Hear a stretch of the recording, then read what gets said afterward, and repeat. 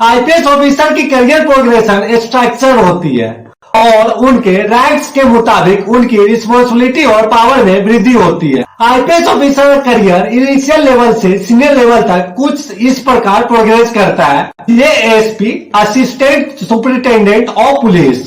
Training के बाद IPS officer को असिस्टेंट सुपरिटेंडेंट ऑफ पुलिस के पद पर अपॉइंट किया जाता है। यह ऑफिसर फील्ड में प्रोफेशनल पीरियड के दौरान ग्राउंड रियलिटी और लॉ इन्फोर्समेंट के मूल एस्पेक्ट के बारे में सीखते हैं। SCP, superintendent of police. ये रैंक एक डिस्ट्रिक्ट में लॉ और ऑर्डर मेंटेन करने के लिए रिस्पॉन्सिबल होता है। एक एसपी अपने डिस्ट्रिक्ट में क्राइम कंट्रोल, इन्वेस्टिगेशन और पुलिसिंग एक्टिविटी को मॉनिटर करता है और किसी भी मेजर इंसिडेंट में डिसीजन मेकिंग और एग्जीक्यूशन के लिए रिस्पॉन्सिबल होता है। DIG, deputy inspector general of police. यह एक सीनियर पोजीशन है जिसमें ऑफिसर अपने रेंज या क्लस्टर ऑफ डिस्ट्रिक्ट में लॉ इन्फोर्समेंट को सुपरविजन करता है। डीआईजी ऑफिसर्स काम को ऑर्गेनाइज करते हैं और फील्ड ऑफिसर को सपोर्ट देते हैं। IG, inspector general of police. Inspector general एक स्टेट के कुछ स्पेसिफिक डिवीजन को ओवरसी करता है और वो स्टेट लेवल पे लॉ और ऑर्डर में इंपॉर्टेंट रोल प्ले करता है। आईजी ऑफिसर के पास लॉ इन्फोर्समेंट और एडमिनिस्ट्रेशन में और भी अधिक पावर होती है। DGP, director general of police. ये स्टेट पुलिस का सबसे हाईएस्ट रैंक है जिसमें ऑफिसर पूरी स्टेट पुलिस फोर्स को लीड करता है। डीजीपी को लॉ और ऑर्डर मेंटेन करने, इंटरनल सिक्योरिटी और पब्लिक सेफ्टी के इशू को रिजॉल्व करने का जिम्मा होता है। आईपीएस ऑफिसर अपने करियर में इन रैंक्स को अटेन करते हैं और उनका यह सफर उनके परफॉर्मेंस, सीनियरिटी और गवर्नमेंट की पॉलिसी पर डिपेंड करता है। दोस्तों, अब हम बात करते हैं आईपीएस ऑफिसर बनने की चुनौतियां और रिस्पॉन्सिबिलिटीज की। आईपीएस ऑफिसर बनने में कई चुनौतियां और कठिनाइयां होती है। ये सफर सिर्फ सिलेक्शन और प्रशिक्षण तक सीमित नहीं है। एक आईपीएस ऑफिसर की डेली लाइफ भी कई टफ डिसीजन और चैलेंज से भरी होती है। High risk situation. IPS officer को अपनी ड्यूटी के दौरान कई बार हाई रिस्क और लाइफ थ्रेटनिंग सिचुएशन का सामना करना पड़ता है, जैसे काउंटर वायलेंस, टेरर अटैक और right control. Long working hours. IPS officer के लिए कोई फिक्स वर्किंग आवर नहीं होते। वो कभी भी किसी इमरजेंसी सिचुएशन में बुलाए जा सकते हैं और उन्हें बिना किसी रुकावट के ड्यूटी परफॉर्म करनी पड़ती है। Social responsibility. एक आईपीएस ऑफिसर से यह भी उम्मीद की जाती है कि वह एक रोल मॉडल और रिस्पॉन्सिबल पब्लिक सर्वेंट की तरह बिहेव करे। उन्हें अपने कम्युनिटी और पब्लिक के साथ स्ट्रॉन्ग रिलेशनशिप बिल्ड करना जरूरी है। कई बार आईपीएस ऑफिसर को पॉलिटिकल इंटरफेरेंस का सामना भी करना पड़ता है, पर उनका फर्ज है कि वो इम्पार्शल और फेयर बनने रहे और अपने ड्यूटीज को कॉन्स्टिट्यूशनल मैंडेट के मुताबिक निभाए। Stress management.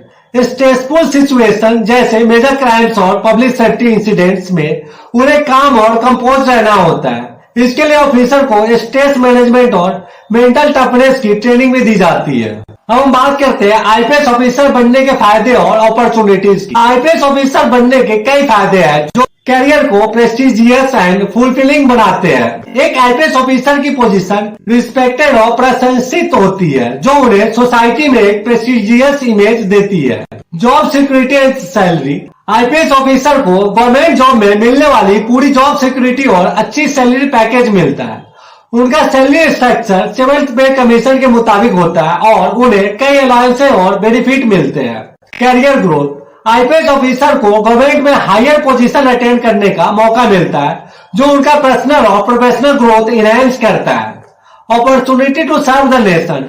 आईपीएस ऑफिसर बनकर देश की सेवा करने का एक अनोखा मौका मिलता है, जिसमें ऑफिसर देश internal security and law and order को मेंटेन करने में योगदान देते हैं।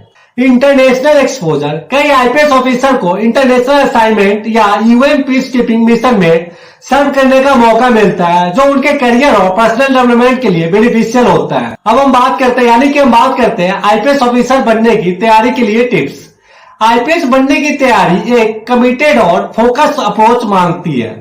यहाँ कुछ इंपोर्टेंट टिप्स दिए गए हैं जो एस्पिरेंट्स की प्रिपरेशन में मददगार हो सकते हैं। Strong foundation. आपके बेसिक्स स्ट्रॉन्ग होने चाहिए और सिलेबस का थोरो अंडरस्टैंडिंग होना जरूरी है। Start from the NCERT books और फाउंडेशन बुक्स जो इंडियन पॉलिटी, हिस्ट्री और ज्योग्राफी को कवर करती है। रेगुलर रिवीजन, यूपीएससी का सिलेबस वास्ट है और रेगुलर रिवीजन से कॉन्सेप्ट्स और फैक्ट क्लियर रहते हैं। स्टैटिक और करंट अफेयर्स का बैलेंस रखना जरूरी है। Mock test of previous papers, mock test आपके स्पीड और एक्यूरेसी को इंप्रूव करने में मददगार होते हैं और आपका कॉन्फिडेंस भी बिल्ड करते हैं।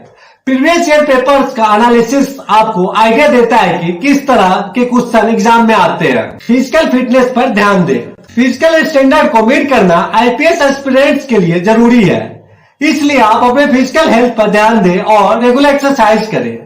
Time management skills, UPSC preparation और आईपीएस ड्यूटी दोनों में टाइम मैनेजमेंट स्किल क्रिटिकल होते हैं। प्लान बनाएं, प्रायोरिटाइज करें और टाइम को इफेक्टिवली यूज करें। Stay motivated and persistent, UPSC exam एक लंबी जर्नी है, इसलिए सेल्फ मोटिवेशन और पेशेंस बहुत जरूरी है। अचीवमेंट्स और फेलियर दोनों को पॉजिटिवली देखें और आगे बढ़ते रहें।